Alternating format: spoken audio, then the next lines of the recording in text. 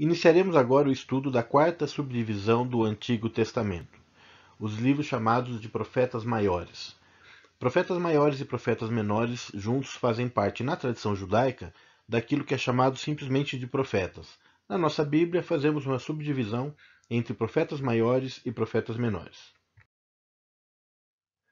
Antes, nós vamos ver o ministério profético. Quem são os profetas? Então, em 2 Reis 17:3 está escrito assim: E o Senhor advertiu a Israel e a Judá, pelo ministério de todos os profetas e de todos os videntes, dizendo: Convertei-vos dos vossos maus caminhos e guardai os meus mandamentos e os meus estatutos, conforme toda a lei que ordenei a vossos pais e que eu vos enviei pelo ministério dos meus servos, os profetas. Então, os profetas foram esses homens que o Senhor chamou, que ele suscitou durante os anos sombrios de Israel. Nós vamos ver esses profetas especificamente entre os anos 1000 a.C. e 400 a.C., um período de 600 anos. Nós veremos profetas escritores, são 16, com 17 livros escritos. Desse ministério profético, nós temos Elias, que é o precursor, é o pai do ministério profético. Elias não escreve, nem Eliseu, mas eles têm os textos deles inseridos nos livros dos reis, 1ª e 2ª Reis.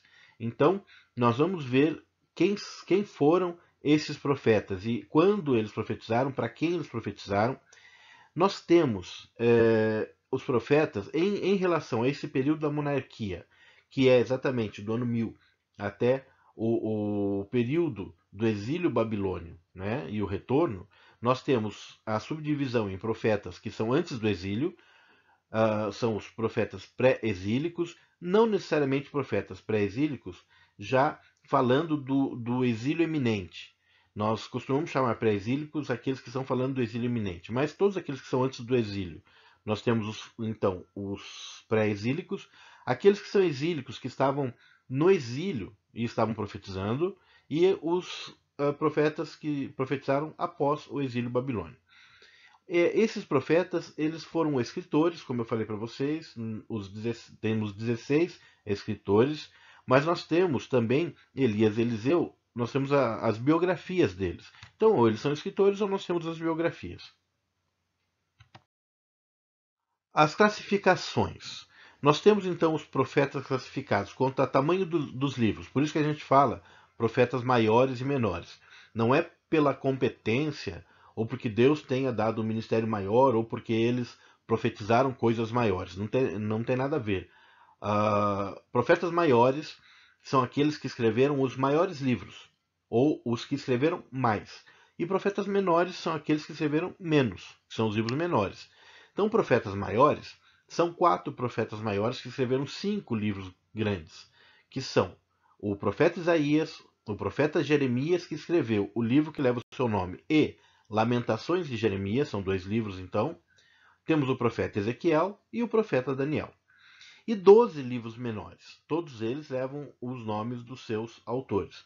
Temos então o livro de Obadias, de Joel, de Jonas, de Amós, Oséias, Miqueias, Naum, Abacuque, Sofonias, Ageu, Zacarias e Malaquias.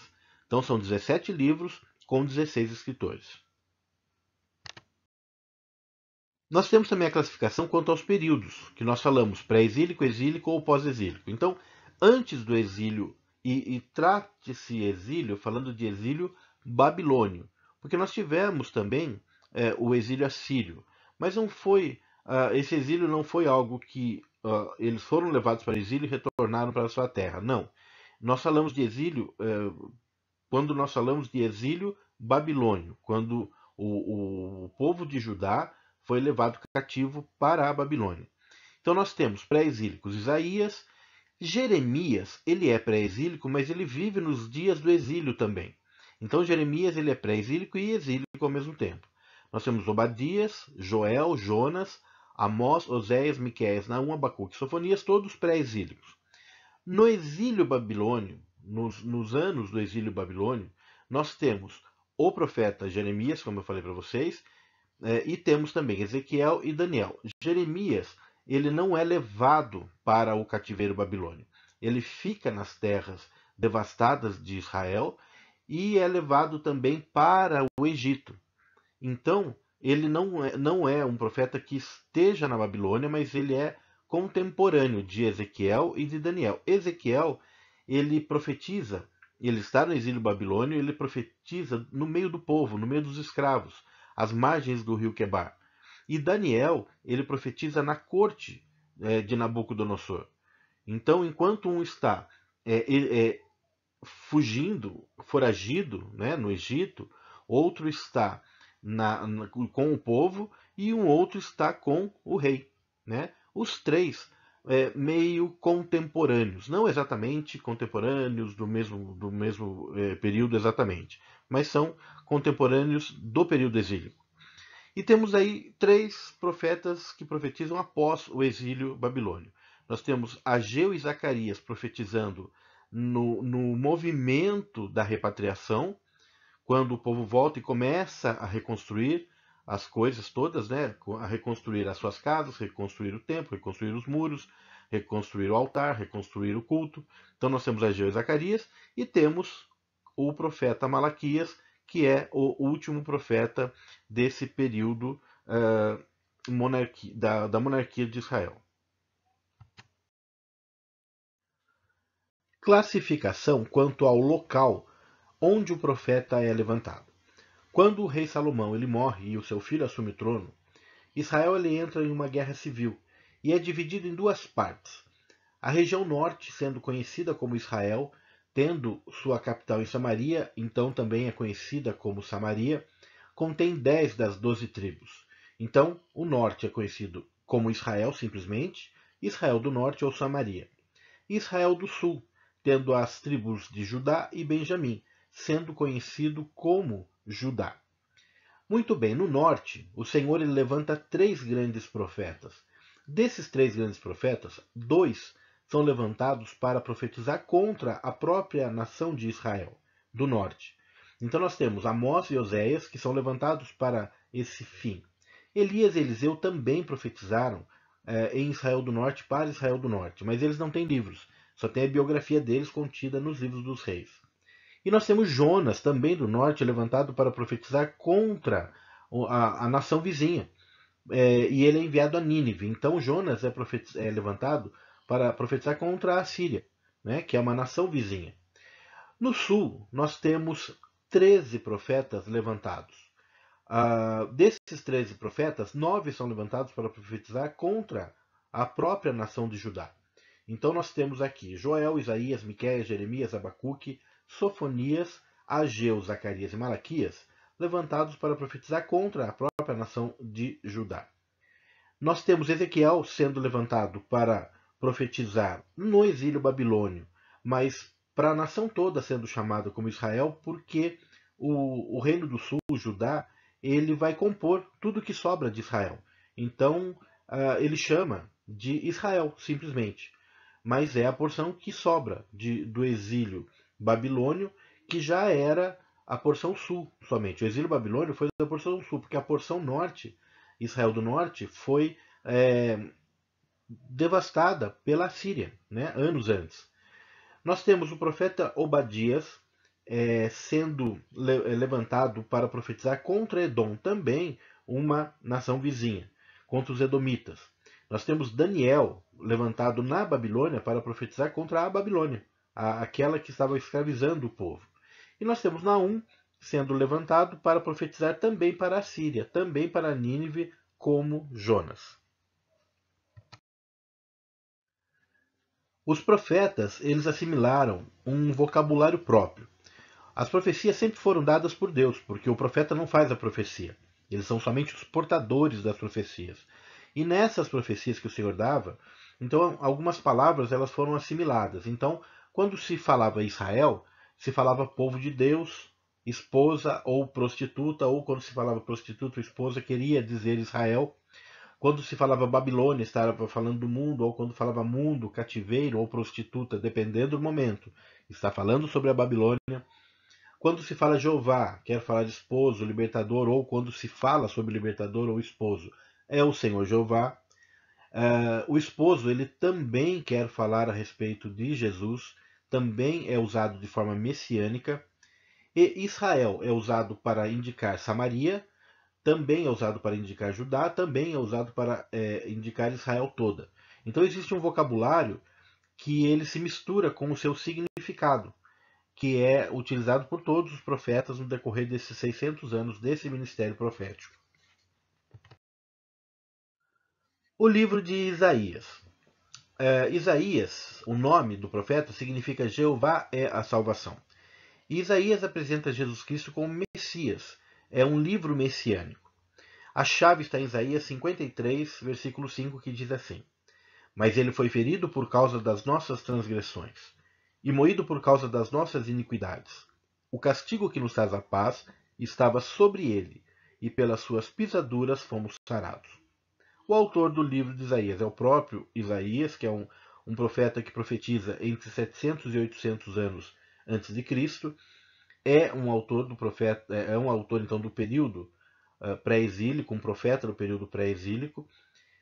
O local onde ele foi levantado foi Judá, e ele escreve entre os anos 745 e 680 a.C.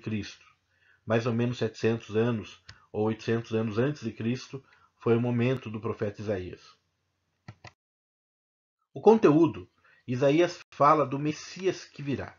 Então o tema baseia-se nas duas divisões do livro, que seria denúncia e consolação. Resumimos da seguinte maneira: a ira de Deus, resultando na condenação e tribulação de Israel, e a graça de Deus, resultando na sua salvação e exaltação.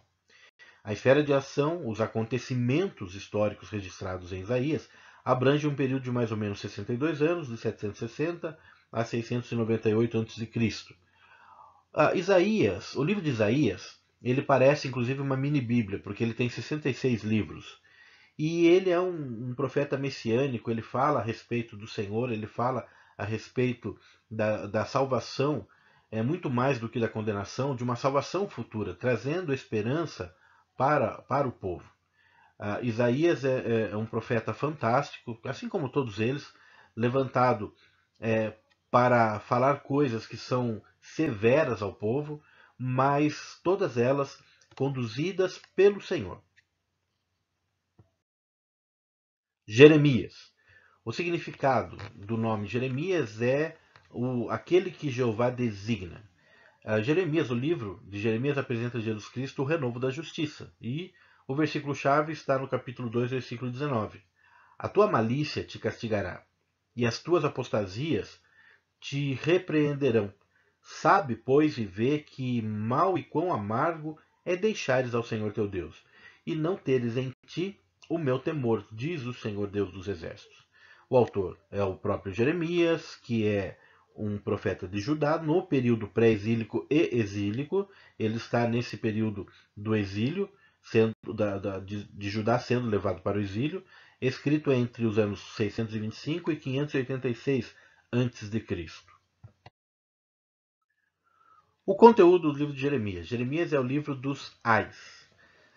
O tema é o amor imutável de Jeová ao seu povo apóstata e a sua tristeza por causa das condições destes, a reincidência de tudo isso, a escravidão e a restauração dos judeus.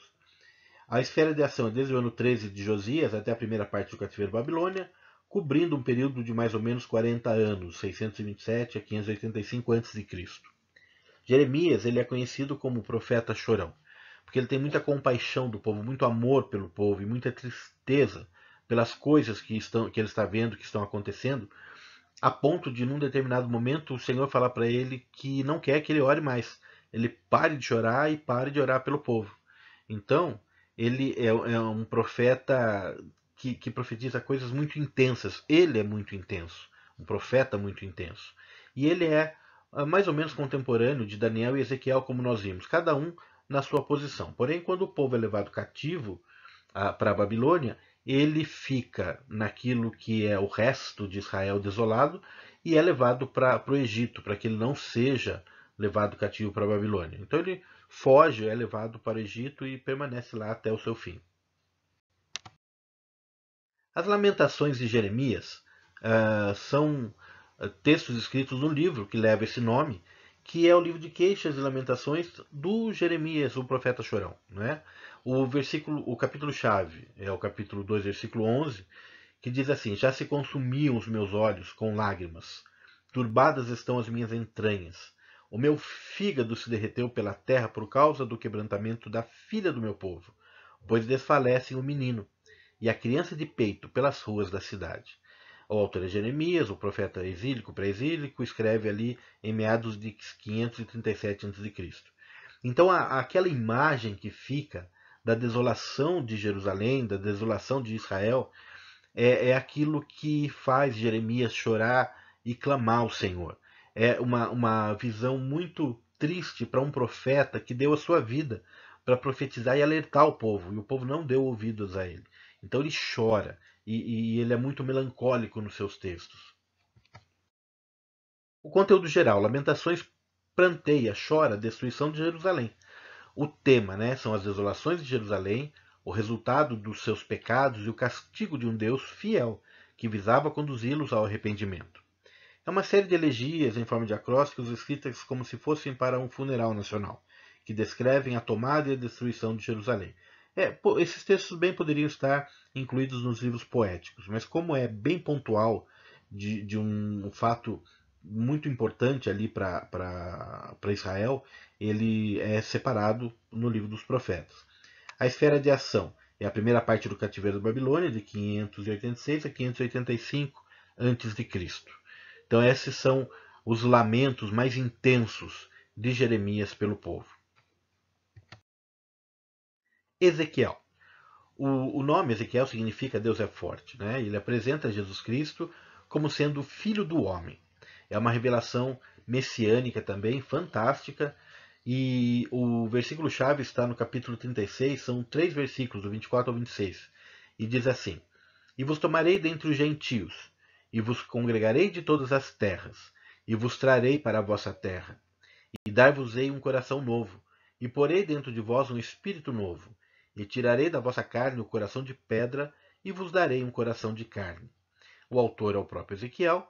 Ele era de Judá e ele está exilado na Babilônia. Escreve entre os anos 592 e 570 a.C., às margens do rio Quebar, onde o Senhor dá visões magníficas para ele sobre os 4 seres viventes, sobre uma série de questões que futuramente fariam um grande sentido na revelação de Jesus Cristo e também ali na direção do próprio Apocalipse.